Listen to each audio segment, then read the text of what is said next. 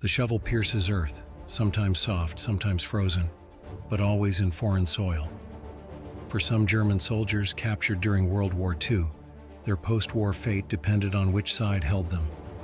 In the American South, POWs toiled on farms, watched Hollywood films, and were treated better than the black sharecroppers beside them. In the Soviet Union, others labored in graveyards, survived on scraps, and dragged frozen corpses through the snow. Two worlds, same uniform, very different outcomes. When victory in Europe was declared in 1945, 11 million German POWs were in Allied hands, 8 million held by the Western Allies, the remaining 3 million in Soviet custody. What came next was a moral and logistical challenge. What to do with them?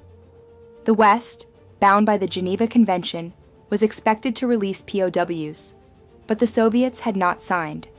For those in Soviet hands, survival was never guaranteed. Meanwhile, in the US, many prisoners lived surprisingly humane lives, leased out to farms and factories, even forming bonds with American civilians. In Britain, the story was similar. POWs lived in everything from tents to manor houses and were even paid for their labor. But in France, things turned dark. German POWs faced harsh conditions, vengeful civilians, and miserable camps. France, scarred by occupation, showed little mercy. And while POWs were technically protected, torture and forced confessions, especially for suspected war criminals, were not uncommon. In the end, the fate of each German soldier boiled down to a simple, tragic truth. It mattered who captured you. A German soldier thrusts his shovel into the soft soil of the American South, far from the battlefields of Europe. For a year, he's worked this land, transferred from a POW camp to a farm, where he labors, watches Hollywood films, and dreams of life after war. Across the world, another German soldier strains to break the frozen Soviet ground, not on a farm, but in a mass grave. In Stalin's Russia, food is scarce, shelter is grim, and survival is a daily battle. For some, captivity is just another word for slow death. Hi, I'm Griffin Johnson, the armchair historian. By the end of the war in 1945, the Allies held over 11 million German prisoners of war. Nearly 8 million were in the hands of the Western Allies. The rest, nearly 3 million, fell into the custody of the Soviet Union, and their fate depended entirely on which flag flew over their camp. The Geneva Convention said prisoners must be released once the war ends, but the Soviets weren't signatories, and even in the West, the rules were flexible when war turned to peace. In today's episode, we explore the vastly different futures awaiting captured German soldiers and the grim fates of some of Nazi Germany's most notorious war criminals. In the United States, German POWs were put to work on farms and factories, particularly in the South. Many formed unexpected friendships with locals, were well fed, and enjoyed relative comfort, often better than the black sharecroppers working beside them. Only 491 Germans died in U.S. custody, an astonishingly low figure compared to what would unfold elsewhere.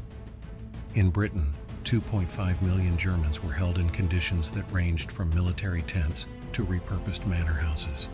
Civilians often brought gifts, food, money, even kindness.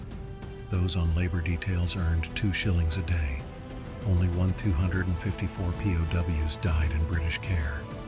Yet even here, accusations of torture during war crime interrogations remain a dark footnote. But for those sent to France, the story turns grim. Captured during the liberation or handed over by Americans, German POWs faced vengeful civilians, hunger, and abuse. Still, none endured more than those held in the Soviet Union. Thousands died shoveling frozen soil, hauling corpses, or wasting away in Siberian barracks. The USSR viewed them as reparations, living payment for the damage Germany inflicted. At the Yalta Conference in 1945, Roosevelt, Churchill, and Stalin agreed. Germany must be made to rebuild what it had destroyed using German labor. and so many POWs were conscripted for forced labor. Some survived, some returned home. Others never left the soil they worked. And while the Western Allies largely followed international law, the line between justice and revenge blurred more than once. Because in the end, war doesn't end with surrender. For millions of German soldiers, the hardest fight came after the guns fell silent. Soviet planners aimed to use 5 million German POWs for up to a decade, rebuilding cities, working in heavy industry, and restoring a shattered USSR. Over 1/3 died, not from Soviet executions, but from starvation, disease, and exhaustion, the price of total war on the Eastern Front. But forced labor wasn't just cruel, it was costly. By 1947, the Soviets realized POWs were more burden than benefit. Slowly, they began repatriating survivors, though war criminals remained imprisoned until the 1950s. Meanwhile, former Wehrmacht soldiers found new uniforms, this time in NATO. By 1955, the Bundeswehr was born, and many veterans of Hitler's army marched again, now against the Soviets. In 1949, West Germany pushed for amnesty, and by 1950, the clean Wehrmacht myth had taken hold, a story that ordinary German soldiers were noble, uninvolved in Nazi crimes. By 1956, most convicted war criminals had returned home. War crimes cannot be erased by post-war politics, but neither can violations of justice be forgotten in the name of victory. When the war ended, millions of German soldiers were not freed, as international law dictated. Instead, they became a labor force for post-war Europe. In the West, the US and Britain handed over nearly 1 million POWs to France, Belgium, the Netherlands, and Luxembourg. These prisoners rebuilt roads, worked in sawmills and quarries. Some were even forced to clear minefields, with 2,000 men killed or maimed each month. In the East, Stalin had a different plan. The Soviet Union absorbed 3 million German POWs into labor battalions, used to rebuild a shattered country. A full 1/3 of them died, not from executions, but from hunger, disease, and exhaustion. Both sides violated the Geneva Convention, claiming Germany no longer existed, so neither did POW rights. As POWs were gradually released, others who had evaded capture faced a different kind of judgment: denazification. German veterans were summoned to tribunals and labeled based on their wartime conduct. But the system quickly buckled, and many true offenders slipped through. Meanwhile, at the Nuremberg trials, top Nazi leaders were tried and hanged. Some defended themselves by saying, "We were just following orders."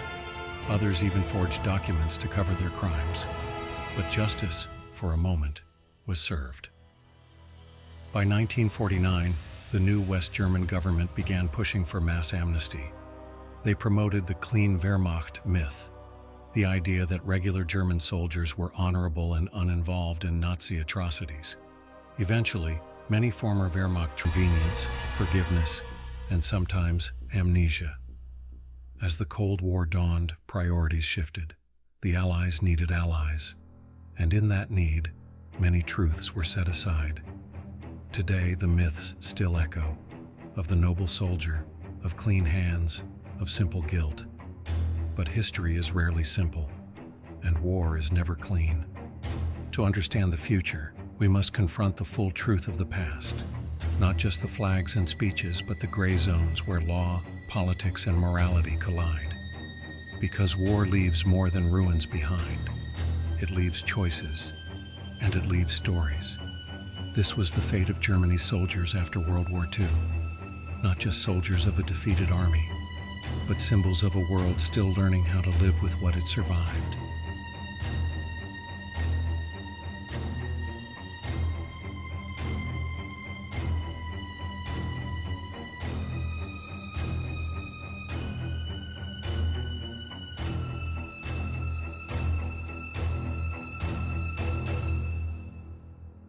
Thank you for watching this episode of Tales of History. If this journey through the shadows of victory taught you something new, share it, and subscribe to explore the stories history often leaves behind.